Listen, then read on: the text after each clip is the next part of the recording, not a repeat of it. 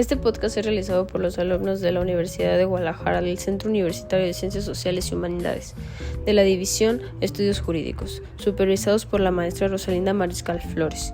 Nombre de los integrantes: Andrea Pérez, Gabriela Plasencia, Jimena Peña, Guillermo Vargas, Dana Plasencia. El tema es los contratos.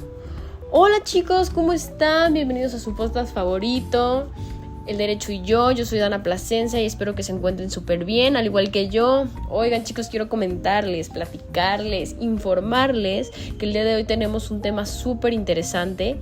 Este tema hablará sobre los romanos, su historia y los contratos. ¿Cómo se realizaban estos contratos? No sé, ¿alguien tiene alguna idea?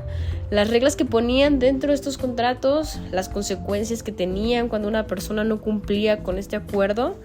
También hablaremos un poco sobre los elementos, las nulidades y las anualidades de ellos, y los contratos nominados e innominados, así como los cuasicontratos.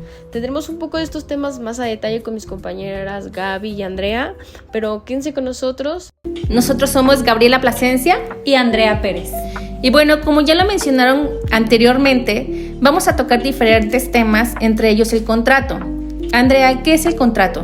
Hola Gaby. Mira, de acuerdo con Prieto Bonfante, un historiador del derecho romano, el contrato es un acuerdo de voluntades para crear, modificar o extinguir obligaciones. Todos los contratos contienen elementos de los cuales son divididos en dos grupos, los esenciales y los accidentales. Gaby, ¿nos podrías dar las definiciones de los dos grupos? Claro, mira, los elementos esenciales lo llevan todos los contratos y los elementos accidentales pueden o no existir en los contratos. Vamos a hablar de los esenciales, los cuales se dividen en sujeto, consentimiento, objeto, causa y forma. Los sujetos son todas las partes que intervienen en el contrato, es decir, son los sujetos de la obligación. Por ejemplo, en un contrato de compraventa, pues los sujetos serían el comprador y el vendedor. Otra de las partes de los elementos esenciales sería el consentimiento. El consentimiento es la voluntad expresa y libre de las partes involucradas legalmente en el contrato. Este consentimiento puede estar afectada por distintas causas que serían error, dolo, intimidación o lesión. Es decir, siguiendo el ejemplo del contrato de compraventa, necesito de tu consentimiento para aceptar esta compraventa de una venta de casa, por ejemplo. Otra de las partes de los elementos esenciales es el objeto. El objeto es la realización de determinada conducta por parte de uno de los sujetos. Consiste en dar, hacer o prestar. El objeto deberá ser lícito, posible, apreciable en dinero y determinado. Otra de las partes es la causa.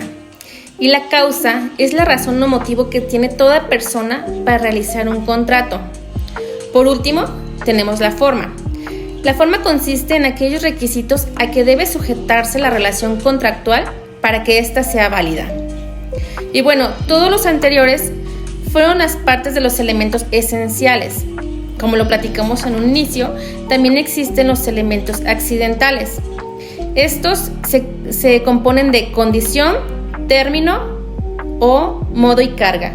Andrea, ¿nos puedes hablar un poquito de ellos?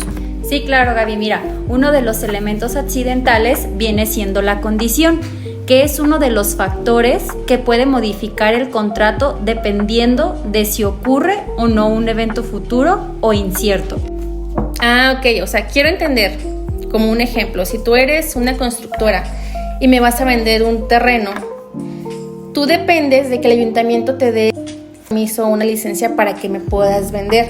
Por eso es de condición, ¿cierto? Así es, Gaby. Ok. Bueno, ahora platícame del término. ¿Qué es el término?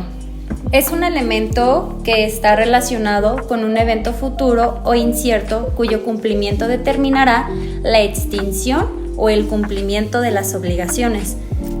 Ahí como ejemplo es un contrato de arrendamiento que tiene una fecha de inicio y una fecha de extinción. Muy bien, me quedó claro. Bueno, ahora platícame el último elemento, que es de modo o de carga. Claro que sí, mira, el modo o carga es una condición impuesta a una persona a la que se le cede o regala una donación, un legado o una manumisión. El beneficiario deberá realizar cierta prestación en favor del bienhechor o de un tercero. Ok, bueno, en esto quiero entender, si tú me estás donando o regalando un terreno, ¿me puedes condicionar a que en ese terreno construya un albergue y el beneficio sea para los niños huérfanos? Así es, Gaby. Habiendo hablado ya sobre los elementos del contrato, podemos encontrar causas por las cuales el negocio jurídico no surta los efectos deseados. Existirá nulidad cuando en el contrato falte algún elemento esencial. La nulidad la puede pedir la parte afectada o un tercero. Ok, bueno, también por el contrario existe la anulabilidad, ¿verdad? Esto es cuando puede que existan todos los elementos de un contrato, pero que alguno de ellos se encuentre afectado por un vicio determinado, como podría ser error, violencia o dolo. Y en este caso, los únicos que pueden pedir la anulabilidad es la parte afectada únicamente. Bueno, es importante entender que los contratos no son todos iguales. De hecho, existen diferentes tipos de contratos que se clasifican según criterios. Existen los contratos nominados y los innominados. Los nominados son los contratos que tienen un nombre y características específicas, como por ejemplo sería un contrato de compraventa, el de arrendamiento, el de préstamo, bueno, entre otros. En los nominados existen 4 tipos de contratos: los verbales, los escritos, los reales y los consensuales. ¿Me puedes platicar un poco de cada uno de ellos, Andrea? Sí, claro, Gaby. Mira, los verbales se perfeccionaban mediante el empleo de palabras solemnes o sacramentales. Los escritos eran aquellos que solo quedaban concluidos mediante inscripciones o asientos labrados en los registros o códex que llevaban los ciudadanos. Los reales eran los que se perfeccionaban con el consentimiento seguido de la entrega de una cosa. Y por último, los consensuales eran los que se quedaban concluidos por el mero cambio del consentimiento de los contratantes sin ninguna otra formalidad. Ahora bien, Gaby, ¿tú nos puedes hablar sobre los contratos innominados? Sí, claro, mira, esos son aquellos que no están específicamente definidos ni regulados por una ley en particular. Sin embargo, son igualmente válidos y efectivos, siempre y cuando se ajusten a los principios generales del derecho. Tengo entendido, Gaby, que existen 4 tipos de contratos innominados. ¿Tú los conoces o no los pudieras mencionar? Es la permuta, el contrato estimatario, el precario y la transacción. La permuta es cuando un contratante transfería al otro la propiedad de una cosa. El contrato estimatario, el propietario le da una cosa, después de evaluarla o estimarla, la entregaba a otra persona con el fin de venderla. El precario es una persona que a petición de otra le concedía el uso de una cosa para que devolviera en el momento en que se la reclamara. Y por último, la transacción. Este era un contrato en el que las partes involucradas resuelven un conflicto o desacuerdo mediante concesiones mutuas. Ahora que hemos entendido los contratos, que se basan en un acuerdo explícito entre las partes, es importante conocer otro tipo de situaciones que, aunque no son contratos en sentido estricto, generan efectos similares. Estos son los cuasicontratos.